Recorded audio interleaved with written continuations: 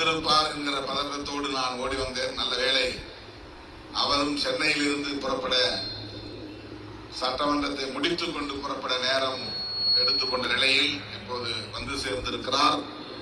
எனக்கு பின்னர் அண்ணன் அவர்கள் உரையாற்ற இருக்கிறார்.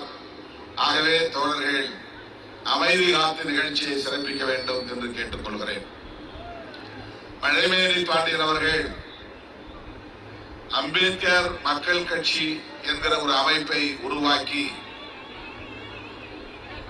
சில 10 ஆண்டுகளாக தனித்து இயங்கி வந்தார். இன்றைக்கு அவர் அந்த கட்சியை சார்ந்த முன்னணி தோழர்களோடு, ஆயிரக்கணக்கான தோழர்களோடு விடுதலை சிறுத்தைகள் கட்சியிலே தம்மை இணைத்துக் கொண்டிருக்கிறார். ஏற்கனவே அவர் தலைமையகம் வந்து ஒரு சில தோழர்களோடு கட்சியிலே தன்னை இணைத்துக் கொண்டார் என்றாலும் கூட அதிகாரபூர்வமாக அனைத்து மாவட்ட பொறுப்பாளர்கள், மாநில பொறுப்பாளர்கள், ஒன்றிய பொறுப்பாளர்கள், நகர பொறுப்பாளர்கள் உட்பட அனைவரும் இடைகிற விழாவாக இந்த விழாவை அவர் ஒருங்கிணைத்திருக்கிறார். ஏற்கனவே 2 முறை தேதி தள்ளி போனது. முதலில் ஒரு தேதியை கொடுத்து 14ஆம் தேதிக்கு தள்ளி வைத்தோம். 14ஆம் தேதி தவிர்க்க முடியாத வேறொரு நிகழ்ச்சியில் நான் சென்னையிலே பங்கேற்க வேண்டியிருந்தது. அதனால் இந்த தேதிக்கு தள்ளி வைத்தோம். அண்ணன் அவர்களும் தொலைபேசியிலே தொடர்பு கொண்டு திமுக அதே நாளில் செஞ்சியிலே ஒரு பொதுக்கூட்டம் நடத்த வேண்டிய சூழலில் இருக்கிறோம். ஆகவே நாம் ஒருவருக்கொருவர் தேதியை மாற்றிக் கொள்வது சரியாக இருக்கும் என்று சொன்னதன் அடிப்படையில் நாங்களே மாற்றிக் கொள்கிறோம் என்று மாற்றிக்கொண்டோம். நான் வேறு சில நிகழ்ச்சிகளுக்கு செல்ல வேண்டிய கட்டாயமும் இருந்தது. இன்றைக்கும் தள்ளி வைக்க வேண்டிய ஒரு நெருக்கடி உருவானது. அது நான் மழைமேனி பாண்டியனுக்கு சொல்லவில்லை, யாருக்கும் சொல்லவில்லை. 19ஆம் தேதி 20ஆம் தேதி 2 நாள், இன்றும் நாளையும் டெல்லியிலே முக்கியமான ஒரு கமிட்டி கூட்டம், நான் உறுப்பினராக இருக்கிற டிஃபென்ஸ் கமிட்டி என்கிற பாதுகாப்புத்துறை நிலைக்குழு, அந்த குழுவின் உறுப்பினர் என்கிற முறையில் நேற்றே நான் டெல்லிக்கு போயிருக்க வேண்டும். இன்றைக்கும் கூட்டம், நாளைக்கும் கூட்டம். ஆனால் மீண்டும் இந்த நிகழ்வை தள்ளி வைக்கும்படி மழைமேனி பாண்டியனிடம் சொன்னால் அவர் இடி மின்னல் மழை என்று ஆத்திரப்படுவார், வருத்தப்படுவார், கோபப்படுவார். ஆகவே நான் இதை தள்ளி வைக்க வேண்டாம், அந்த குழு கூட்டத்திற்கு கூட போகாமல் இருந்தாலும் செஞ்சிக்கு போயே தீர வேண்டும் என்று நான் உறுதியோடு இருந்து 4 மணி 5 மணிக்கு இங்கே வந்து வேலைக்கு 6 மணிக்கு வர வேண்டும் என்றுதான் திட்டமிட்டோம். மழைமேனி பாண்டியனும் அதைத்தான் சொன்னார். 6:30 மணிக்கு வந்தால் சரியாக இருக்கும், எனவே விரைந்து வாருங்கள் என்று சொல்லி இருந்தார். நம்முடைய தோழர்கள் எப்போதுமே நான் ஒரு நிகழ்ச்சிக்கு ஒப்புதல் தந்தால் அதை ஒட்டி 20-30 நிகழ்ச்சிகளை ஏற்பாடு செய்து விடுவார்கள். என்கிட்ட கேட்கறதே கிடையாது. செஞ்சியில் ஆபீஸ், தீவிரூர்ல ஆபீஸ், அப்புறம் வழியில ஏதோ ஒரு ஊர்ல திறந்த வீட்டை திறக்கிறது நிகழ்ச்சி போனாங்க. இப்ப திறந்த கடையை திறக்கிறது வாங்க கூப்பிட்டுருக்கிறான் ஒரு தம்பி. அப்புறம் எங்கேயோ ஒரு கோயிலுக்கு போகணுன்றாங்க. அப்புறம் சிவா இங்க ஒரு ஆபீஸை திறக்கணுன்றாரு. இதெல்லாம் முடிச்சுட்டு அப்புறம் எத்தனை மணிக்கு என்ன விடுவாங்கன்னு தெரியல. நாளைக்கு 8 மணிக்கு நான் சென்னையில நிகழ்ச்சியில் கலந்துவோம். அது யூனிவர்சிட்டியில திட்டமிட்ட நிகழ்ச்சிகளுக்கு மட்டும் போவதென்று முடிவெடுத்தால் உரிய நேரத்திற்கு வந்துவிட முடியும். ஆகவே காலம் தாண்டு வர நேர்ந்தமைக்கு மழைமேனி பாண்டியன் உள்ளிட்ட இன்றைக்கு கட்சியிலே சேர்ந்திருக்கிற முன்னணி தோழர்கள் அனைவரிடத்திலும் நான் எனது வருத்தத்தை தெரிவித்துக் கொள்கிறேன். ஏன்னா அவ்வளவு முயற்சி 3 முறை தள்ளி வைத்து இந்த நிகழ்ச்சியை அவர் ஒருங்கிணைத்திருக்கிறார். அவர் இந்த கட்சியிலே இணைந்ததில் நான் மகிழ்ச்சி அடைகிறேன், மனப்பூர்வமாக வரவேற்கிறேன். அவரோடு இணைந்த தோழர்கள் அத்தனை பேரையும் விடுதலை சிறுத்தைகளை வரவேற்று வாழ்த்துகிறேன். ஏதேனும் இன்னொரு அரசியல் கட்சியிலே போய் இணைய வேண்டும் என்று எண்ணாமல் புரட்சியாளர் அம்பேத்கரின் கொள்கைகளை உரத்து பேசுகிற விடுதலை சிறுத்தைகள் கட்சியிலே நாம் இணைய வேண்டும் என்று அவர் முடிவெடுத்திருப்பது அவர் புரட்சியாளர் அம்பேத்கரின் கொள்கைகளின் மீது கொண்டிருக்கிற ஈடுபாட்டையும் தீவிரத்தையும் நமக்கு உணர்த்துகிறது. இன்றைக்கு பொது வாழ்க்கையில் இருப்பவர்கள் பலரும் உடனே அரசியலில் வளர்ந்துவிட வேண்டும், பதவியை பெற்றுவிட வேண்டும் என்று ஆர்வம் காட்டுவதை நாம் பார்க்கிறோம். அப்படி பல பேர் அவ்வப்போது கட்சி மாறி செல்வதை நாம் பார்க்கிறோம். என்னுடைய தலைமை ஏற்ற என் உயிரின் உயிரான விடுதலை சிறுத்தைகள் எத்தனை புயல் அடித்தாலும், எத்தனை இடி இடித்தாலும், எவ்வளவு பெருமழை பெய்தாலும், காட்டாற்று வெள்ளம் அடித்து அடியோடு புரண்டு வந்தாலும் நாங்கள் எப்போதும் சிறுத்தைகளாகவே இருப்போம். திருமாவளவன் தலைமையிலேயே இயங்குவோம் என்று தொடர்ந்து பயணிப்பதுதான் எனக்கு வியப்பும் பெருமையும் மகிழ்ச்சி. அதற்காக என் உயிரின் உயிரான விடுதலை சிறுத்தைகளுக்கு நன்றி சொல்ல கடமைப்பட்டேன். விஜயகாந்த் அவர்கள் கட்சி தொடங்கிய போது தலித் இளைஞர்கள் தான் பெருவாரியாக அணிதிரண்டு போகிறார்கள், திருமாவளவன் கூட இருப்பவர்கள் தான் போக போகிறார்கள் என்றெல்லாம் வதந்தியை கிளப்பினார். ஆனால் கட்சி அதற்கு பிறகுதான் அங்கீகாரமே பெற்றிருக்கிறது. ஒரு மாநில கட்சியாக இன்றைக்கு 2 எம்பிக்களையும் 4 சட்டமன்ற உறுப்பினர்களையும் கொண்ட ஒரு மாநில கட்சியாக, சொந்த சின்னம் பெற்ற கட்சியாக தமிழக அரசியலில் சாதனை படைத்திருக்கிறது.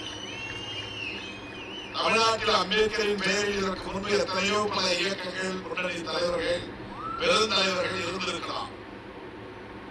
1 அல்லது 2 இடங்களை பெற்று எந்த கூட்டணியில் இடம்பெற்றிருக்கிறார்களோ அந்த கூட்டணிக்கு தலைமை தாங்கக்கூடிய கட்சியின் சின்னங்களிலேயே போட்டியிட்டு வெற்றி பெற்றிருக்கலாம். ஆனால் முதலாக தமிழ்நாட்டில் புரட்சியாளர் அம்பேத்கரின் பெயரில் இயங்குகிற ஒரு இயக்கம் இன்றைக்கு அனைத்து தரப்பு மக்களுக்குமான ஒரு அரசியல் கட்சியாக பரிணாமம் பெற்று ஒரு மாநில கட்சியாக அங்கீகாரம் பெற்றிருக்கிறது என்று சொன்னால் அது விடுதலை சிறுத்தைகள் கட்சி தான். அந்த புதிய வரலாற்றை படைத்திருக்கிறது. இது அவ்வளவு எளிதான ஒன்று அல்ல.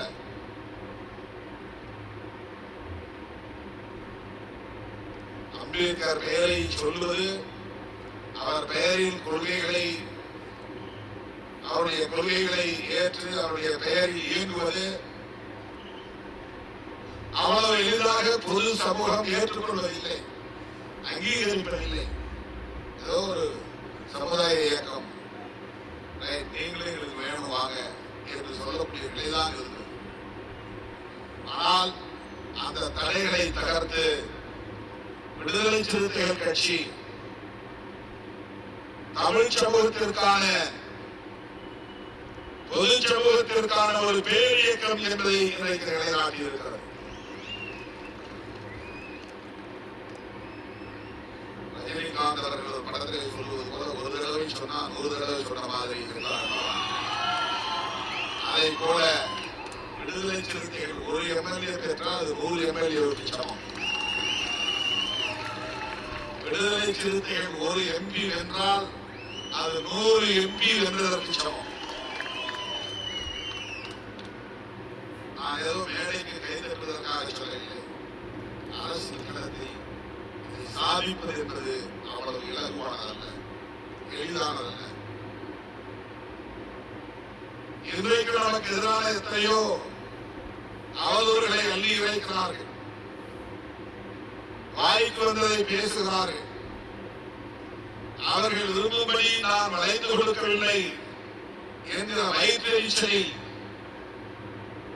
இல்லாதது கொள்ளாததுகளை இட்டுக்கட்டி கட்டுக்கதைகளை பரப்புகிறார்கள்.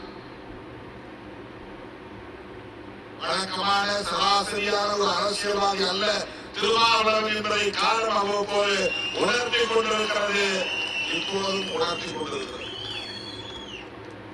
நாங்கள் வெறுமன பதவி பரிசுகளுக்காக பொது வாழ்க்கைக்கு வந்தவர்கள் அல்ல. சமத்துவ இந்தியாவை கட்டமைக்க வேண்டும் என்கிற கனவை புரட்சியாளர் அம்பேத்கர் அவர்கள் கண்டார். அதற்காக தம் வாழ்வை அவர் ஒப்படைத்துக் கொண்டார். 80-90 வயது வரை வாழ வேண்டியவர் 65 வயதிலேயே காலமாக நேர்ந்தது. இரவு பகல் மாறாமல், உறக்கமில்லாமல், ஓய்வில்லாமல் அவர் உழைத்த உழைப்பு, அவருடைய அர்ப்பணிப்பு மிக குறுகிய வாழ்நாளையே அவருக்கு தரும் நிலை உருவானது. அப்படிப்பட்ட புரட்சியாளர் அம்பேத்கர் அவர்கள் சாதித்த சாதனைகள் ஏராளம் என்றாலும் அவருடைய படைப்புகளுள் காலத்திற்கு இந்த சமூகத்தில் மிகப்பெரிய தாக்கத்தை ஏற்படுத்திக் கொண்டே இருக்கும் என்கிற படைப்புகளுள் 2 முக்கியமான படைப்புகள். ஒன்று, அவர் சாகும் தருவாயில் எழுதி முடித்த புத்தரும் அவரது தம்மமும் என்கிற நூல். அது இந்தியாவில் மெல்ல மெல்ல பெரும் தாக்கத்தை பண்பாட்டு தளத்தில் ஏற்படுத்தி வருகிறது. மிகப்பெரிய பண்பாட்டு புரட்சியை நிகழ்த்தி வருகிறது. அரசியல் களத்தில் அவர் ஏற்படுத்தி இருக்கிற மிகப்பெரும் தாக்கத்தை அவருடைய படைப்புகளில் ஒன்றான இந்திய அரசமைப்பு சட்டம் உருவாக்கி வருகிறது. இந்திய அரசமைப்பு சட்டம் ஏதோ பல சட்டங்களில் இருந்து அதையும் இதையும் காப்பி அடித்து தொகுக்கிற ஒன்று அல்ல, அப்படி தொகுக்கப்பட்ட ஒரு நூல் அல்ல.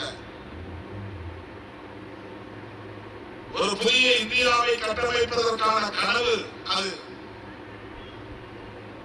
ஆயிரக்கணக்கான ஆண்டுகளாக இந்த மண்ணில் நிலவுகிற சமூக கட்டமைப்பை அடியோடு தகர்த்தெறிவதற்கான ஒரு கனவு. பரப்பில் அடிப்படையிலான உயர்வு தாழ்வை தகர்த்தெறிந்து அனைவரும் சமம் என்கிற நிலையை உருவாக்குவதற்கான ஒரு கனவு. சாதாரணமானதல்ல. அண்ணன் மேலகு பிரபாகரன் அவர்களை போல படை கட்டி பயிற்சி கொடுத்து ஆயுதம் தாங்கி ரத்தம் சிந்தி உயிரீகம் செய்து புரட்சி செய்ய வேண்டும் என்கிற நிலைப்பாட்டை எடுக்காமல், படை கட்டாமல், பயிற்சி அளிக்காமல், ஆயுதம் தரிக்காமல், ரத்தம் சிந்தாமல் ஒரு புரட்சியை உருவாக்க முடியும் என்று சொன்னால் அது புரட்சியாளர் அம்பேத்கர் ஒருவரால் தான் நிகழ்ந்து கொண்டிருக்கிறது. அந்த புரட்சிக்கான வெளிமருந்து கிழங்கு அவர் எழுதிய அரசமைப்பு சட்டம். அந்த புரட்சிக்கான ஆயுத கிழங்கு அவர் எழுதிய அரசமைப்பு சட்டம். அந்த புரட்சிக்கான ஏவுகணைகள் புரட்சியாளர் அம்பேத்கர் எழுதிய அரசமைப்பு சட்டம். இது வெறும் சட்டம் கிடையாது. சனாதன தர்மம் உருவாக்கி வைத்திருக்கிற சமூக கட்டமைப்பை தவிடுபடியாக்கிவிட்டு சமகாலத்தில் ஒரு புதிய சமூக கட்டமைப்பை உருவாக்குவதற்கான மகத்தான கோட்பாட்டு பெட்டகம் அரசமைப்பு சட்டம். ஒரே நேரத்தில் ஒன்றை தகர்க்கிற வேலையையும் அது செய்கிறது, இன்னொன்றை கட்டி எழுப்புகிற வேலையையும் அது செய்கிறது. ஒரே நேரத்தில் பழமையை இடித்து ஒதுக்குகிறது, புதுமையை கட்டமைக்கிறது. அதுதான் அரசமைப்பு சட்டம். சொல்லிட்ட சக்பரிவார்களின் முதல் எதிரி காங்கிரஸ் இல்லை. தேர்தல் களத்தில் அவர்கள் எதிரிகள். உண்மையான எதிரி அவர்கள் வெளியில் சொல்லாமல், வெளிப்படையாக சொல்லாமல் தங்களின் முதல் எதிரி என்றவர்கள் அடையாளப்படுத்துவது இந்திய அரசமைப்பு சட்டம் தான், அல்லது புரட்சியாளர் அம்பேத்கர் தான். இதை உணர்ந்த முதல் இயக்கம் விடுதலை சிறுத்தைகள் கட்சிதான். நான் இன்றைக்கு நேரத்திற்கல்ல, கிட்டத்தட்ட 20 ஆண்டுகளாக இதை தொடர்ந்து மேடைகளில் பேசி வருகிறேன். பிஜேபி ஆட்சிக்கு வந்த பிறகு இதை இன்னும் தீவிரமாக நான் பேசி வருகிறேன். மோடி பிரதமரான பிறகு நாம் பேசாத வேலைகளே இல்லை. அரசமைப்பு சட்டத்தின் பாதுகாப்பை பற்றி பேசி வருகிறேன். ஏனென்றால் இந்த சட்டம் தான் மெல்ல மெல்ல சமூக சமத்துவத்தை உருவாக்குவதற்கான அடித்தளத்தை அமைத்து வருகிறது. RSS பிஜேபியும் இதர சக்பரிவார்களும் அம்பேத்கர் ஜெயந்தி கொண்டாடுவார்கள், சிலைக்கு மாலை போடுவார்கள், பிறந்த நாள் நினைவு நாளில் வீர வணக்கம் செலுத்துவார்கள். ஆனால் அவர்தான் அவர்களின் முதல் எதிரி. அதை சொல்ல மாட்டார்கள். அதை நாம் புரிந்து கொள்ள வேண்டும். அதை புரிந்து கொள்வதற்கு அம்பேத்கரை படிக்க வேண்டும். அதை புரிந்து கொள்வதற்கு பெரியாரை படிக்க வேண்டும். அதை புரிந்து கொள்வதற்கு மார்க்சியத்தை படிக்க வேண்டும். திருவாளர் என்ன சாதித்தார் என்று வருகாலத்தில் யாராவது கேள்வி கேட்டால் பெரியாரையும் அம்பேத்கரையும் மார்க்சியம் ஆகிய கொள்கைகளில் ஈடுபாடுள்ள இளைய தலைமையை உருவாக்கினான், தலைவர்களை உருவாக்கினான். அதுதான் திருமாவளவனின் சாதனை என்று காலம் சொல்ல வேண்டும். அந்த கட்டிடத்தை கட்டினான், இந்த மாளிகையை கட்டினான், இந்த மேம்பாலத்தை கட்டினான். இவர்களுக்கெல்லாம் கல்வி நிறுவனங்களை கட்டினான், பல்கலைக்கழகங்களை கட்டினான் என்று சொல்ல வேண்டும் என்று நான் விரும்பவில்லை. ஆற்றல் வாய்ந்த தலைமுறையை உருவாக்கினான். கொள்கை சார்ந்த, கோட்பாடு சார்ந்த தலைமுறையை உருவாக்கினான். அதன் வழி இந்த நாட்டையும் அரசமைப்பு சட்டத்தையும் பாதுகாத்தது என்ற இயக்கம் என்பதுதான் திருமாவளவனின் சாதனையாக இருக்க வேண்டும் என்று நான் விரும்புகிறேன். திராவிட முன்னேற்ற கழகத்தின் தலைமையிலான கூட்டணியில் நாம் ஏன் தொடர்கிறோம்?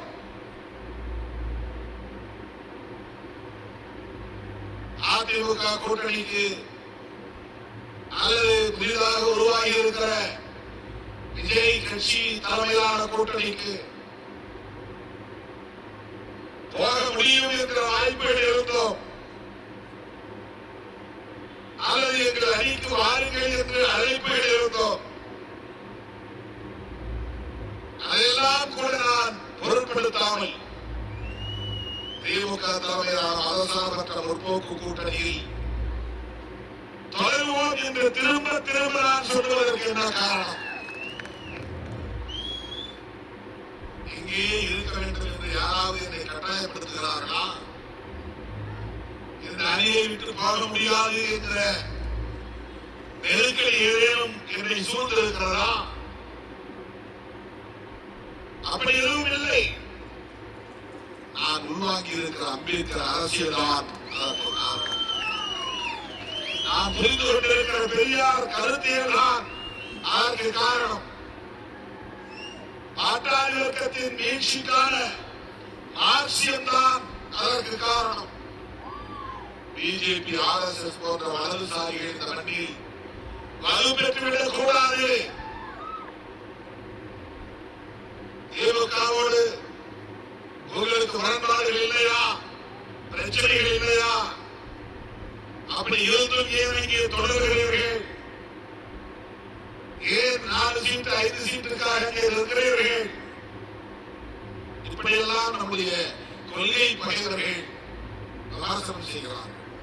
அவருடைய நோக்கம் என்ன சொன்னா, திருமாவளவனுக்கு வந்து கோபம் வரும், எதையாவது பேசி கூட்டத்தை விட்டு வெளியே வந்துடுவாரு, ஆளை வெளியே இழுத்து விட்டா போதும். அவனுக்கு அதுதான்.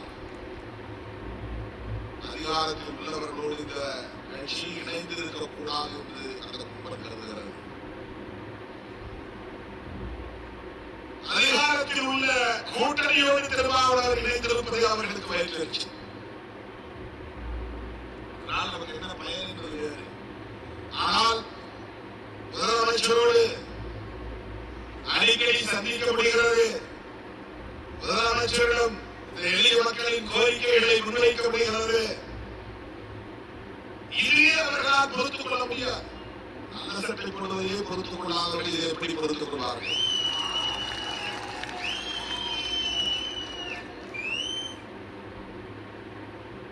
கைகட்டி வாய்ப்புற்றி நின்றவர்கள் இன்றைக்கு நடிப்பு கலையாத சட்டை போட்டுக் கொண்டு முழுக்க வீசியை வைத்துக் கொண்டு வீரர்களை போடுகிறார்கள் என்பதை எப்படி அவர்களால் பொறுத்துக் கொள்ள முடியும்? ஆகவே நம்மை ஆத்திரப்படுத்த பார்க்கிறார்கள். உணர்ச்சியை சீண்டி பார்க்கிறார்கள். அதற்கெல்லாம் அசைந்து கொடுக்கிறவர் அல்ல திருமாவளவன். நாங்கள் கொள்கை நிலைப்பாட்டின் அடிப்படையில் ஒரு முடிவை எடுத்திருக்கிறோம். 6 8வது நாளோ 8 10வது நாளோ நாளைக்கு திருமாவளவன் முதலமைச்சராக விடப் போவதில்லை. என்ன எடப்பாடி எத்தனை சீட்டு கொடுக்கிறார்? அவங்க சொல்லபடி வாதப்படி பார்ப்போம். அந்த சீட்டுகளில் அத்தனையிலும் 100% வெற்றி பெற்று விட முடியுமா? ஒருவேளை வெற்றி பெற்றாலும் அவர் என்ன ஆட்சி அதிகாரத்தில் பங்கு கொடுப்பாரா? 2.5 மாசம் நீங்க முதலமைச்சர், 2.5 மாசம் நான் முதலமைச்சர் அப்படின்னு பதிலளிக்க தயாரா இருப்பாரா? ஆசை கூட்டி வெளியே வா, 10, 15, 20 அதனுடைய நோக்கம் திமுக கூட்டணி பலமாக இருக்கக்கூடாது. திமுக கூட்டணியை பலவீனப்படுத்துவது பிஜேபியின் செயல் திட்டங்கள் ஒன்று. ஏன்னா எல்லா மாநிலங்களையும் விளையாட்டு பார்த்துக்கலாம், தமிழ்நாட்டில் விளையாட முடியல. கர்நாடகாவில் அவனால் ஆட்சி பிடிக்க முடியுது.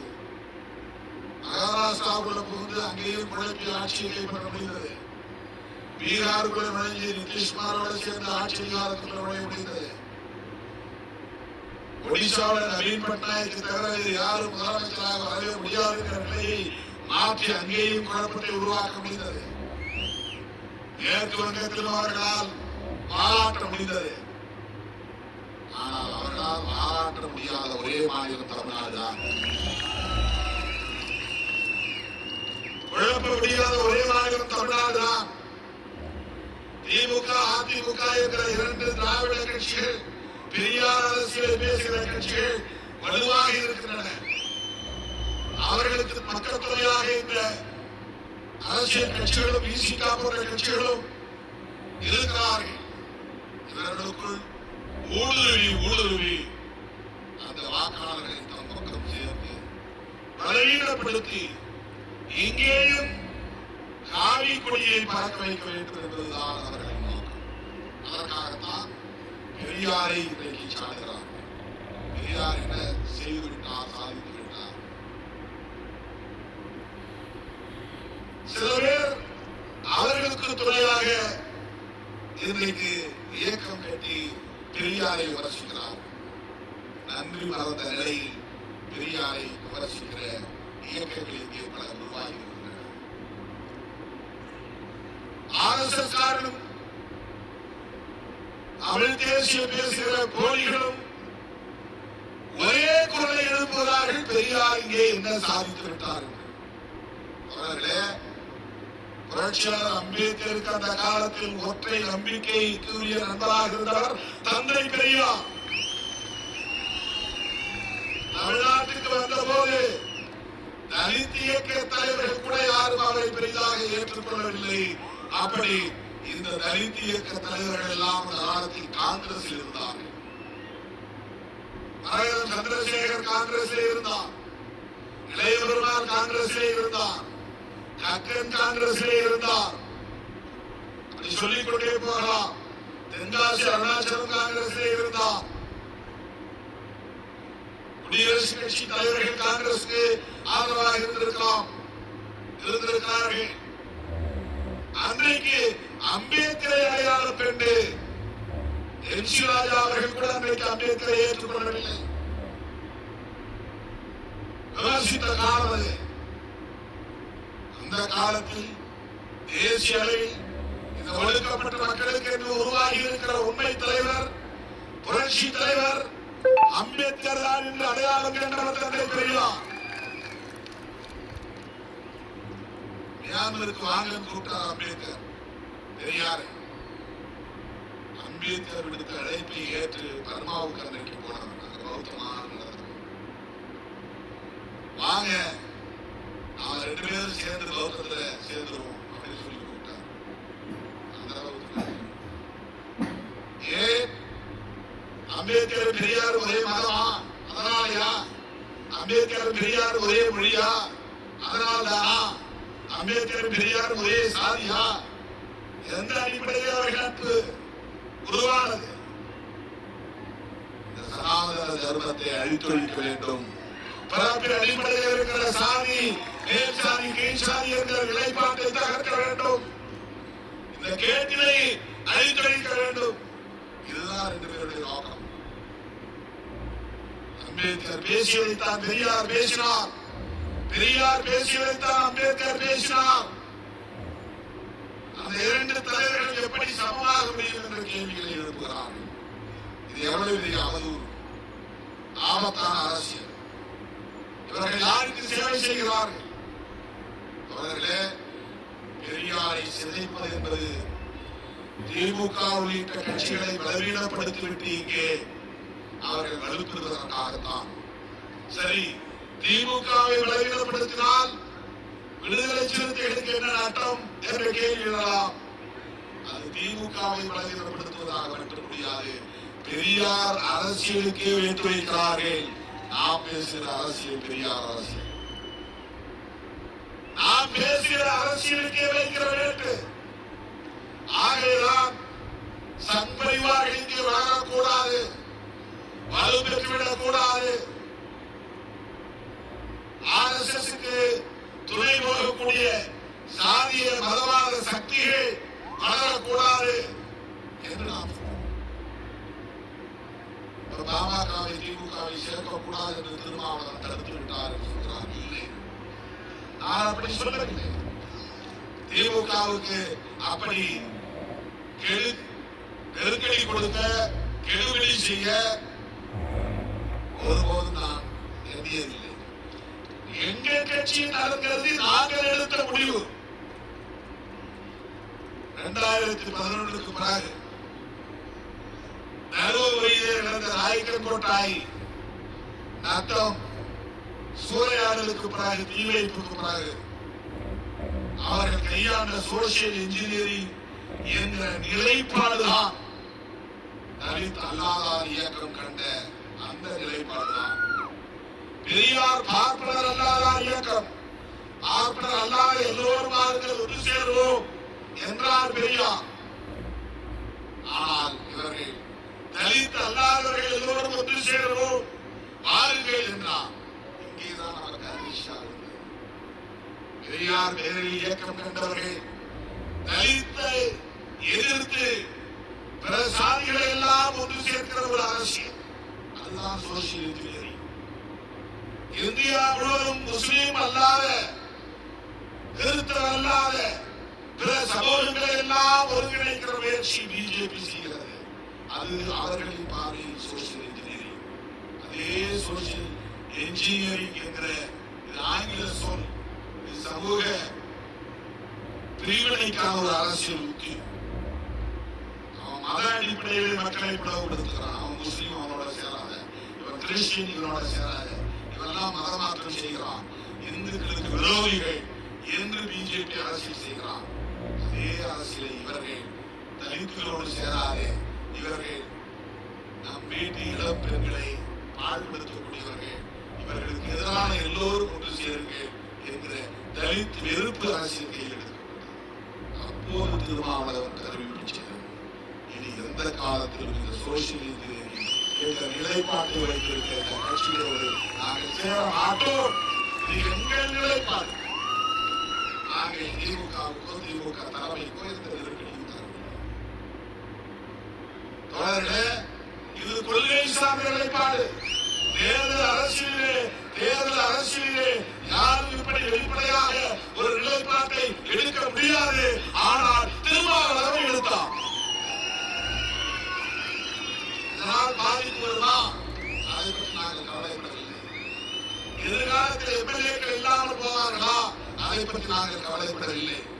எதிர்காலத்தில் திருமாவளவன் எம்பியாக முடியாமல் போகுமா? அதை பற்றி நான் கவலைப்படவில்லை. புரட்சியாளர் அம்பேத்கரின் சிந்தனைகளை பாதுகாப்பது மட்டும்தான் எங்கள் நோக்கம். அவர் உருவாக்கிய அரசமைப்பு சட்டத்தை பாதுகாக்க வேண்டும் என்பதுதான் நோக்கம்.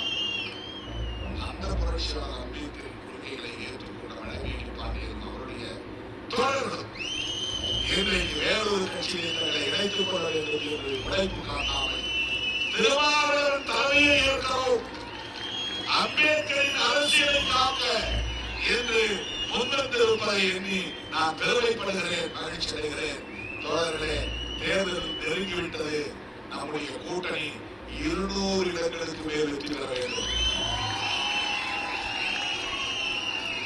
அந்த வெற்றிக்கு முழு முதற் காரணம் சிறுத்தைகள் தான் என்று வரலாறு பதிவாக வேண்டும்.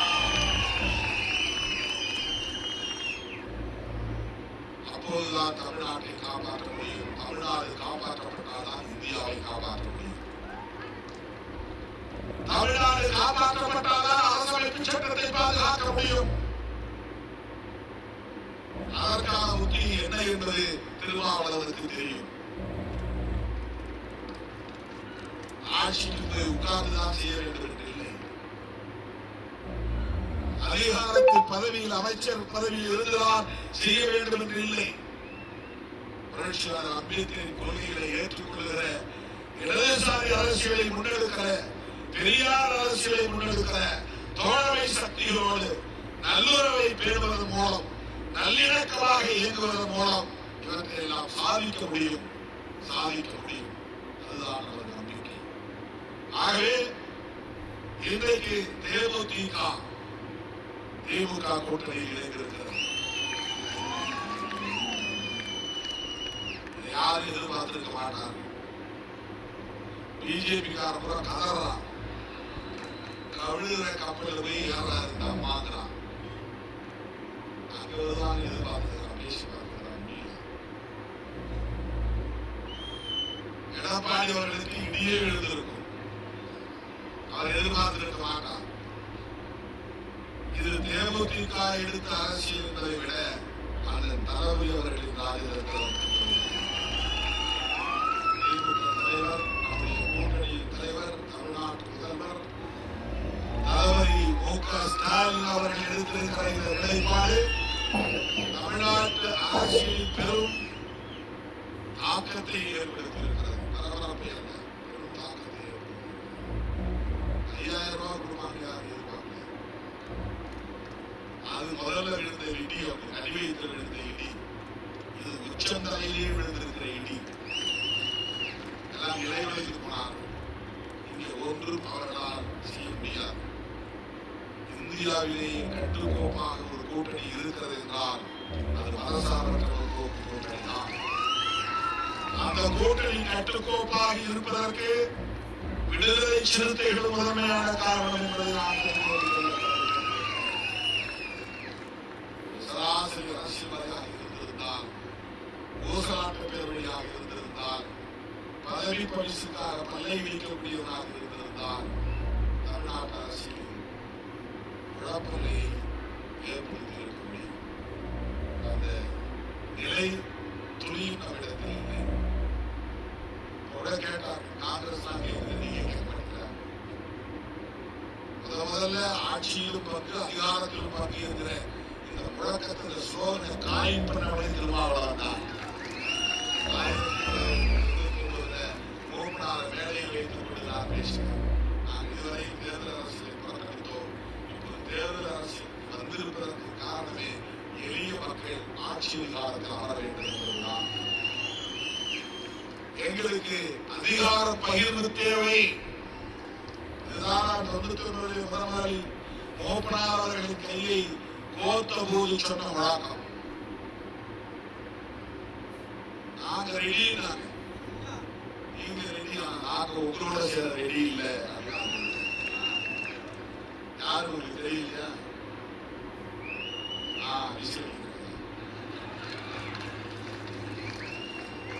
விசிலடிச்சு கூப்பிட்டாங்க. நாங்க ரெடி. எதுக்கு? ஆட்சியிலும் பங்கு அதிகாரத்தில் நாங்க சொன்னோம், எங்களாலே அதை உருவாக்கிக் கொள்ள முடியும். அதற்கான காலம் கழியும். அதற்கான காலம் கழியும். திருமாவளவன் கணிப்பு இதுவரையும் தவறவில்லை. இந்த கட்சியை அங்கீகாரம் பெற்ற கட்சியாக மாற்றியே தீர்வோம் என்று நான் எடுத்த உறுதி, அந்த சபதம் நிறைவேறி இருக்கிறது. எதிர்காலத்தில் அதிகார பகிர்வையும் வென்றெடுக்க முடியும். ஆனால் அதற்கான காலம் இப்போது இல்லை என்பதை நாங்கள் உணர்ந்திருக்கிறோம். எனவே காங்கிரஸ் தோழமை கட்சி என்ற உரிமையோடு கேட்டது தவறில்லை. அதனால் இந்த அணி உடையும் சிலரும் என்று எதிர்பார்த்துக் கொண்டிருந்தார்கள். எதிர்பார்த்தவர்கள் மண்டை உடையும்படி தேமுதிக பொத்தென்று அவர்களின் உச்சந்தலையிலே இடியாக விழுந்துவிட்டது. தோழர்களே, நம்முடைய அணி 4க்கு 4 வலுப்பெற்றுள்ளது. இந்த அணி மக்களிடத்திலே செல்வாக்கோடு இருக்கிறது. எதிர்கட்சிகள் இன்னும் ஒன்று சேர முடியவில்லை. விஜய் அவர்களை தேடி ஒரு கட்சியோட போய் இன்னும் சேரவில்லை. ஏற்கனவே கூட்டணியில் இருந்த கட்சிகள் இன்னும் அதிமுக கூட்டணியில் சேர்வதற்கு சில கட்சிகள் தயக்கம் தாக்கிக் கொண்டிருக்கின்றன. அவங்கதான் நாங்க சொல்ற கட்சிகள் ஆட்சி சொல்லிட்டு இருக்காங்க. தோழர்களே, திராவிட முன்னேற்ற கழகத்தின் தலைமையிலான மதசார்பற்ற முற்போக்கு கூட்டணி, விடுதலை சிறுத்தைகள் அங்கம் வகிக்கிற கூட்டணி, வலதுசாரிகளை வீழ்த்துகிற வலிமை பெற்ற கூட்டணி, சனாதன சக்திகளுக்கு இந்த மண்ணிலே இடமில்லை என்று அவர்களை விரட்டி அடிக்கிற வலிமை உள்ள கூட்டணி. 2026 சட்டப்பேரவை பொதுத் தேர்தலில் மாபெரும் வெற்றி என்கிற செய்தி பதிவாக வேண்டும்.